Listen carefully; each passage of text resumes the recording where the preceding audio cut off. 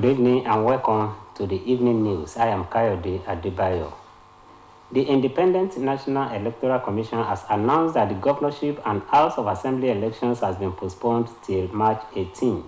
This followed the rejection by the Presidential Election Petition Tribunal of the request by Mr. Peter Obi and his Labour Party to restrain INEC from reconfiguring the bimodal voter accreditation system for the governorship poll in 28 states and assembly elections in 36 states of the Federation. Obi, the LP presidential candidate, and the party had approached the tribunal to stop the INEC from tampering with information embedded in the beavers machines in respect of the February 25 presidential election until they conduct their inspection and the certified true copy is made available to them. But the commission said that the ruling by the tribunal to allow them to reconfigure the beavers for the governorship election came rather too late, adding that it has to take the painful decision to reschedule the election. INEC National Commissioner on Information and Voter Education, Mr. Festus Okoye, announced the postponement by a week in the statement, adding that the commission met to assess the impact of the court ruling on commission's preparations for the governorship and state houses of assembly elections scheduled for Saturday, 11th March 2023. The Federal High Court in Lagos has ordered the Independent National Electoral Commission to directly and electronically upload from the polling unit to the IREF the result of the forthcoming governorship and state house of assembly elections in Lagos State.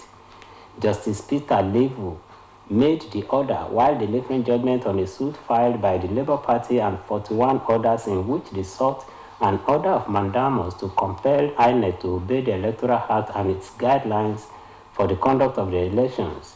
The judge held that the court had the jurisdiction to entertain the suit because it was commenced in accordance with the provisions of the law. He also held that the subject matter of the suit was not a pre-election issue because the reliefs sought by the applicants dealt with preparation for election and not the conduct of the elections. Justice Lefu further stated that all that the applicants were trying to do was to compel the electoral body to comply with the Constitution, its regulations and guidelines following its failure to do so during the Presidential and National Assembly elections held on February 25 this month. Ahead of March 18 governorship and state assembly elections, the Inspector General of Police, Usman Baba, has directed all commissioners of police and strategic commanders posted for the conduct of the polls to mobilize all resources at their disposal for the smooth conduct of the exercise nationwide.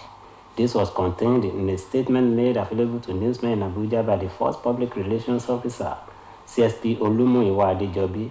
The statement said that it was in furtherance of the meeting held with strategic police managers in Abuja to discuss and review topical issues and strategies for more secured electoral processes. It explained that the officers are to defend electorates, Independent National Electoral Commission officials, and sensitive materials, as well as the electoral process during the conduct of elections. He equally charged all election commanders in various states to take up complaints of intimidation, harassment, and assault reported by individuals and groups for proper investigation. Osun State Governor Senator Ademola Adeleke has approved the sum of 700 million naira between November 2022 and January 2023 for bond certificates for retirees at the state level and another sum of 828 million naira for bond certificates for retirees in local governments as well as primary schools retirees in the same period. Governor Adeleke stated this in his address at the presentation of bond certificates to contributory pensioners in the state. According to him, from inception of the administration to the end of January 2023, a sum of 200 million naira has been paid as gratuity at the state level, while at the local government level, the sum of 150 million naira has so far been released as gratuity to retired local government staff and primary school staff. He said the state government has so far released a sum of 1.528 billion naira for bond certificates for retired workers of both state and local government, while a sum of 350 million naira had equally been released as gratuities to retired staff of local governments, primary schools, secondary schools, tertiary institutions, civil servants, staff of parastatals, among others. While stating that the ultimate goal of government is the welfare of the people, he reiterated that his administration will continue to deliver on its electoral promises by meeting the needs of the people across sectors.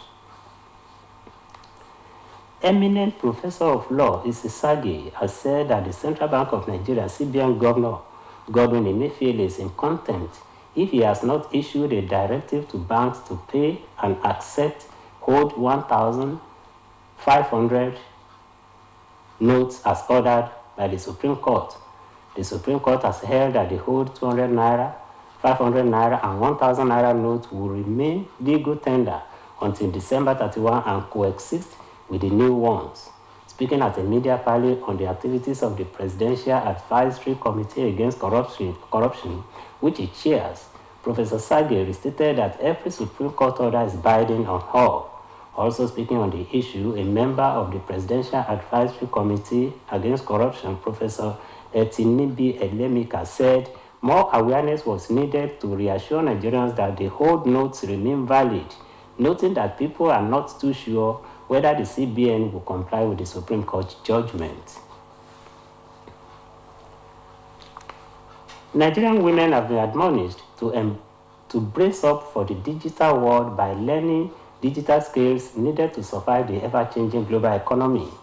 To this end, the non-governmental organization Shepherd for Health, Environment, Advocacy and Development, Sahel Center, organized a program in Okuku, Odot, a local government area of Osun State, to celebrate the 2023 International Women's Day and empower women with digital skills needed to survive the ever-changing business world. While addressing the gathering, the head of the group, Mr. Babatunde Olaniyan, who was represented by the program manager, Sahel Center, Mr. Joseph Abioye, stated that the inability of women to develop the necessary digital skills to engage in digital spaces diminishes their opportunities to pursue careers in science, technology, engineering, and mathematics-related areas, adding that by 2050, 75% of jobs will be related to those areas. And now to sports. The World Association for Sports Management Executive Board has picked Northwest University Cape Town, South Africa, to host the 5th edition of its Congress. The South African school beat 3 other bids, including Nigeria's, which was ranked second to the hosting right. According to Africa Sports Management Association Secretariat Administrator Olufemi Abioye, Australia's bid was ranked third among over 40 bids submitted by WASM members. Speaking on the hosting right in Doha, ASMA President Professor Oluwaseun Omotayo expressed delight at the outcome of the bid process, which he described as a good development. Professor Omotayo led the African delegation comprising members from Nigeria, Ghana, the Gambia, Ethiopia, Morocco, Algeria, Tunisia, Benin, South Africa, and Kenya to the Congress in Doha, as the Congress coming to Africa shall expectedly deepen professionalism in sports management practice on the continent. And on the foreign scene, Taliban governor of Afghanistan's northern Balkh province has been killed in an explosion in his office. Mohammed Musamil is the most senior official to be killed since the Taliban returned to power in 2021. Musamil is reported to have led the fight against Islamic State militants in his previous posting as governor of the eastern province of Nangarhar. Taliban spokesman Sabihullah Mujahid said the governor had been martyred in an explosion by the enemies of Islam. The string of deadly bomb blasts since then has mainly targeted mosques and minority communities, many claimed by the regional affiliate of the militant Islamic State group. Local police said the cause of the latest blast was unclear and there was no immediate claim of responsibility. And that ends the evening news on Osbc TV. Please join us at 7 for major report. Good evening.